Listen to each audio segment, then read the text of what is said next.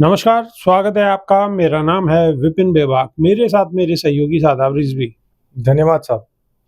जम्मू कश्मीर के पहलगांव में 22 अप्रैल मंगलवार के दिन हुए आतंकी हमले के बाद से भारत में आक्रोश है। सभी पाकिस्तानी लोगों को 48 घंटे में भारत छोड़ने के आदेश मिल चुके हैं।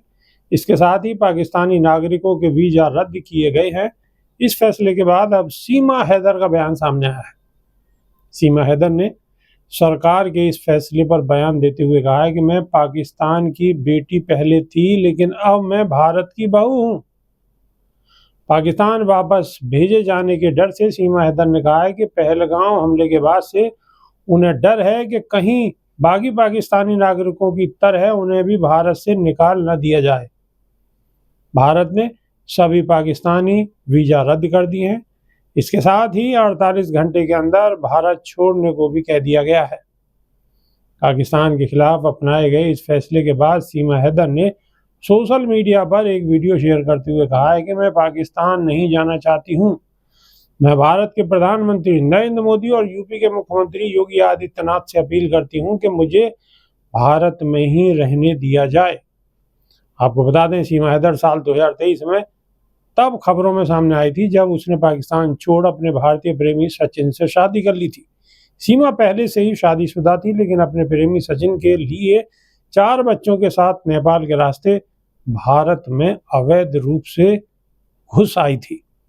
केंद्र सरकार के इस फैसले के बाद सीमा हैदर का भारत में रहने का अपील वीडियो काफी वायरल हो रहा है। शादाब रिजवी, सीमा हैदर, इत्तो सो सचिन, ये काफी वायरल रहे हैं। लप्पू सा सचिन।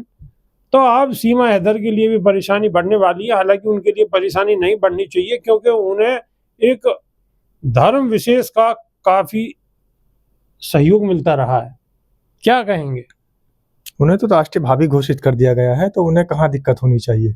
जो अंधभक्त हैं और जो नफरती गैंग के चिंटू हैं, उन्होंने तो उनको राष्ट्रीय भावी का दर्जा दिया है। जैसे हमारे देश के अंदर राष्ट्रीय पशु होता है, राष्ट्रीय पक्षी होता है, राष्ट्रीय खेल होते हैं, राष्ट्रीय मिठाई होती है, इसी तरीके से राष्ट्रीय भावी बन गई हैं। तो इसलिए उनको तो बाहर नहीं भेजना चाहिए। और आप ही ने अपनी खबर में अभी कहा, इसी खबर में, कि वो 2023 में अवैध रूप से भारत में घुस आई थी, नेपाल के रास्ते।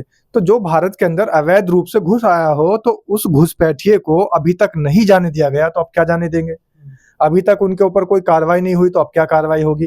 ये जो 48 घंटे का जो अल्टीमेटम दिया गया, इसके अंदर भी उन लोगों को परेशान किया जाएगा जो कि लीगल तरीके से यहाँ रह रहे थे। जो अवैध रूप से रह रहे थे, उनको आज भी आसानी है।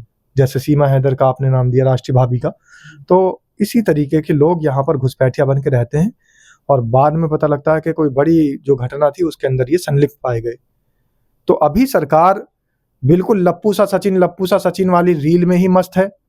जनता तो मस्त है ही, चिंटू गैंग के नफरती तो मस्त है ही, अंधभक्त तो मस्त है ही, लेकिन सरकार भी कहीं ना कहीं मस्त है लप्पू सा सचिन में।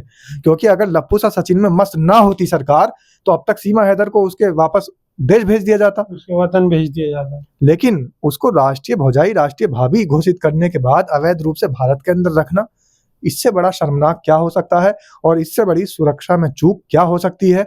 आखिर जो हमारे यहाँ की जांच एजेंसियां हैं, हमारे यहाँ की सुरक्षा एजेंसियां हैं, वो क्या कर रही हैं। कई बार पता लगा था सोशल मीडिया के माध्यम से ही कि उनको बुलाया गया, पूछताछ के लिए बुलाया गया। क्या पूछताछ में उसके जो डॉक्यूमेंट्स थे, जो अवैध तरीके से वो आई थी, वो सब लीगल हो गए, या सिर्फ मात्र उनको राष्ट्रीय भावी घोषित करने से उनको किसी डॉक्यूमेंट्स की जरूरत नहीं पड़ेगी, उनको किसी वीजा की जरूरत नहीं पड़ेगी, कोई कानून नहीं लागू होगा, देश विदेश तक कानून बदल दिए जाएंगे। सिर्फ किस वजह से? क्योंकि उसको अंधभक्तों ने राष्ट्रीय भावी घोषित कर दिया है। राष्ट्रीय भावी घोषित कर दिया, ये मैं नहीं कह रहा, शादाब रिजवी कह रहे हैं। वैसे कहीं तक कह भी सही रहे, क्योंकि सचिन को पाकिस्तान का दामाद बना दिया गया है, वीडियो वायरल कर दी गई है और एक पक्ष बहुत जोर शोर से उसका पक्ष लेता है। पाकिस्तान की सीमा हैदर भारत में आने के बाद में ऐसा सीमा भाभी हो गई और उसके साथ ही सचिन पूरे पाकिस्तान के दामाद हो गए।